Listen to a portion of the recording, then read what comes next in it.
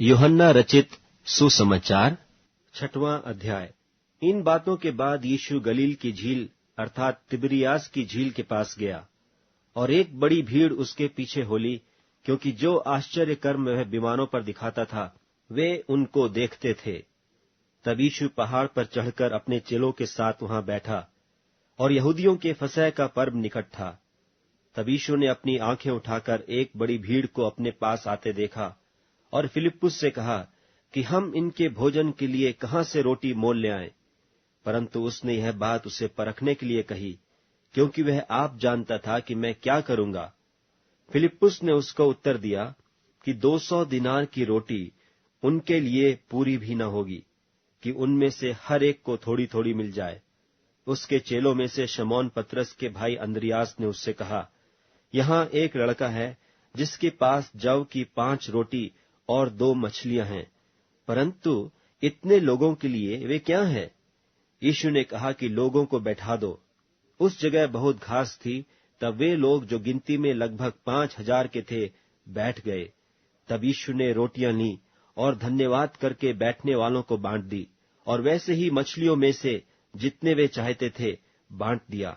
जब वे खाकर तृप्त हो गए तो उसने अपने चेलों से कहा कि बचे हुए टुकड़े बटोर लो, कि कुछ फेंका न जाए। सो उन्होंने बटोरा, और जव की 5 रोटियों के टुकड़े जो खाने वालों से बच रहे थे, उनकी 12 टोकरियां भरी। तब जो आश्चर्य कर्म उसने कर दिखाया, उसे वे लोग देखकर कहने लगे कि वह भविष्यद्वक्ता जो जगत में आने वाला था, निश्चय यही है। यीशु यह जानकर कि वे मुझे राजा बनाने के लिए आकर पकड़ना चाहते हैं, फिर पहाड़ पर अकेला चला गया। फिर जब संध्या हुई तो उसके चेले झील के किनारे आए, और नाव पर चढ़कर झील के पार कफरनहूम को जाने लगे। उस समय अंधेरा हो गया था, और यीशु अभी तक उनके पास नहीं आया था, और आंधी के कारण झील में लहरें उठने लगी। सो जब वे खेते खेते 3-4 मील के लगभग निकल गए, तो उन्होंने यीशु को झील पर चलते और नाव के निकट आते देखा, और डर गए। परंतु उसने उनसे कहा कि मैं हूं, डरो मत। सो वे उसे नाव पर चढ़ा लेने के लिए तैयार हुए, और तुरंत वह नाव उस स्थान पर जा पहुंची जहां वह जाते थे। दूसरे दिन उस भीड़ ने, जो झील के पार खड़ी थी, यह देखा कि यहाँ एक को छोड़कर और कोई छोटी नाव न थी, और यीशु अपने चेलों के साथ उस नाव पर न चढ़ा, परंतु केवल उसके चेले चले गए थे। तो भी और छोटी नावें तिबिरियास से उस जगह के निकट आईं, जहां उन्होंने प्रभु के धन्यवाद करने के बाद रोटी खाई थी। सो जब भीड़ ने देखा कि यहाँ न यीशु है और न उसके चेले, तो वे भी छोटी छोटी नावों पर चढ़ के यीशु को ढूंढते हुए कफरनहूम को पहुंचे, और झील के पार उससे मिलकर कहा, हे रब्बी, तू यहाँ कब आया? यीशु ने उन्हें उत्तर दिया कि मैं तुमसे सच सच कहता हूं, तुम मुझे इसलिए नहीं ढूंढते हो कि तुमने अचंभित काम देखे, परंतु इसलिए कि तुम रोटियां खाकर तृप्त हुए। नाशमान भोजन के लिए परिश्रम न करो, परंतु उस भोजन के लिए जो अनंत जीवन तक ठहरता है, जिसे मनुष्य का पुत्र तुम्हें देगा, क्योंकि पिता अर्थात परमेश्वर ने उसी पर छाप कर दी है। उन्होंने उससे कहा, परमेश्वर के कार्य करने के लिए हम क्या करें? यीशु ने उन्हें उत्तर दिया, परमेश्वर का कार्य यह है कि तुम उस पर जिसे उसने भेजा है विश्वास करो। तब उन्होंने उससे कहा, फिर तू कौन सा चिन्ह दिखाता है कि हम उसे देखकर तेरी प्रतीति करें कि तू कौन सा काम दिखाता है? हमारे बाप दादों ने जंगल में मन्ना खाया, जैसा लिखा है कि उसने उन्हें खाने के लिए स्वर्ग से रोटी दी।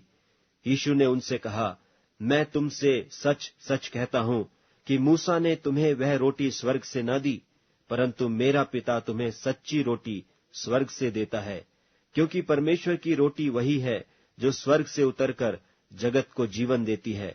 तब उन्होंने उससे कहा, हे प्रभु, यह रोटी हमें सर्वदा दिया कर। यीशु ने उनसे कहा, जीवन की रोटी मैं हूं, जो मेरे पास आएगा वह कभी भूखा न होगा, और जो मुझ पर विश्वास करेगा वह कभी प्यासा न होगा। परंतु मैंने तुमसे कहा कि तुमने मुझे देख भी लिया है, तो भी विश्वास नहीं करते। जो कुछ पिता मुझे देता है वह सब मेरे पास आएगा, और जो कोई मेरे पास आएगा उसे मैं कभी न निकालूंगा, क्योंकि मैं अपनी इच्छा नहीं वरन अपने भेजने वाले की इच्छा पूरी करने के लिए स्वर्ग से उतरा हूं। और मेरे भेजने वाले की इच्छा यह है कि जो कुछ उसने मुझे दिया है उसमें से मैं कुछ न खोऊं, परंतु उसे अंतिम दिन फिर जिला उठाऊं। क्योंकि मेरे पिता की इच्छा यह है कि जो कोई पुत्र को देखे और उस पर विश्वास करे वह अनंत जीवन पाए, और मैं उसे अंतिम दिन फिर जिला उठाऊंगा। सो यहूदी उस पर कुड़कुड़ाने लगे, इसलिए कि उसने कहा था कि जो रोटी स्वर्ग से उतरी वह मैं हूं। और उन्होंने कहा, क्या यह यूसुफ का पुत्र यीशु नहीं, जिसके माता पिता को हम जानते हैं? तो वह क्यों कर कहता है कि मैं स्वर्ग से उतरा हूं? यीशु ने उनको उत्तर दिया कि आपस में मत कुड़कुड़ाओ। कोई मेरे पास नहीं आ सकता जब तक पिता जिसने मुझे भेजा है उसे खींच न ले, और मैं उसको अंतिम दिन फिर जिला उठाऊंगा। भविष्यद्वक्ताओं के लेखों में यह लिखा है कि वे सब परमेश्वर की ओर से सिखाए हुए होंगे। जिस किसी ने पिता से सुना और सीखा है वह मेरे पास आता है। यह नहीं कि किसी ने पिता को देखा, परंतु जो परमेश्वर की ओर से है केवल उसी ने पिता को देखा है। मैं तुमसे सच सच कहता हूं कि जो कोई विश्वास करता है अनंत जीवन उसी का है। जीवन की रोटी मैं हूं। तुम्हारे बाप दादों ने जंगल में मन्ना खाया और मर गए। यह वह रोटी है जो स्वर्ग से उतरी है, ताकि मनुष्य उसमें से खाए और न मरे। जीवन की रोटी जो स्वर्ग से उतरी मैं हूं। यदि कोई इस रोटी में से खाए तो सर्वदा जीवित रहेगा, और जो रोटी मैं जगत के जीवन के लिए दूंगा वह मेरा मांस है। इस पर यहूदी यह कहकर आपस में झगड़ने लगे कि यह मनुष्य क्योंकर हमें अपना मांस खाने को दे सकता है। यीशु ने उनसे कहा, मैं तुमसे सच सच कहता हूं, जब तक मनुष्य के पुत्र का मांस न खाओ और उसका लोहू न पियो, तुम में जीवन नहीं। जो मेरा मांस खाता और मेरा लोहू पीता है, अनंत जीवन उसी का है, और मैं अंतिम दिन फिर उसे जिला उठाऊंगा। क्योंकि मेरा मांस वास्तव में खाने की वस्तु है और मेरा लोहू वास्तव में पीने की वस्तु है। जो मेरा मांस खाता और मेरा लोहू पीता है वह मुझ में स्थिर बना रहता है और मैं उसमें। जैसा जीवते पिता ने मुझे भेजा और मैं पिता के कारण जीवित हूं, वैसा ही वह भी जो मुझे खाएगा मेरे कारण जीवित रहेगा। जो रोटी स्वर्ग से उतरी यही है, बाप दादों के समान नहीं कि खाया और मर गए। जो कोई यह रोटी खाएगा वह सर्वदा जीवित रहेगा। ये बातें उसने कफरनहूम के एक आराधनालय में उपदेश देते समय कहीं। इसलिए उसके चेलों में से बहुतों ने यह सुनकर कि यह बात नागवार है, इसे कौन सुन सकता है। यीशु ने अपने मन में यह जानकर कि मेरे चेले आपस में इस बात पर कुड़कुड़ाते हैं, उनसे पूछा, क्या इस बात से तुम्हें ठोकर लगती है? और यदि तुम मनुष्य के पुत्र को जहां वह पहले था वहां ऊपर जाते देखोगे तो क्या होगा? आत्मा तो जीवनदायक है, शरीर से कुछ लाभ नहीं। जो बातें मैंने तुमसे कही हैं वे आत्मा हैं और जीवन भी हैं, परंतु तुम में से कितने ऐसे हैं जो विश्वास नहीं करते। क्योंकि यीशु तो पहले ही से जानता था कि जो विश्वास नहीं करते वे कौन हैं और कौन मुझे पकड़वाएगा। और उसने कहा, इसीलिए मैंने तुमसे कहा था कि जब तक किसी को पिता की ओर से यह वरदान न दिया जाए तब तक वह मेरे पास नहीं आ सकता। इस पर उसके चेलों में से बहुतेरे उल्टे फिर गए और उसके बाद उसके साथ न चले। तब यीशु ने उन 12 से कहा, क्या तुम भी चले जाना चाहते हो? शमौन पतरस ने उसको उत्तर दिया कि हे प्रभु, हम किसके पास जाएं?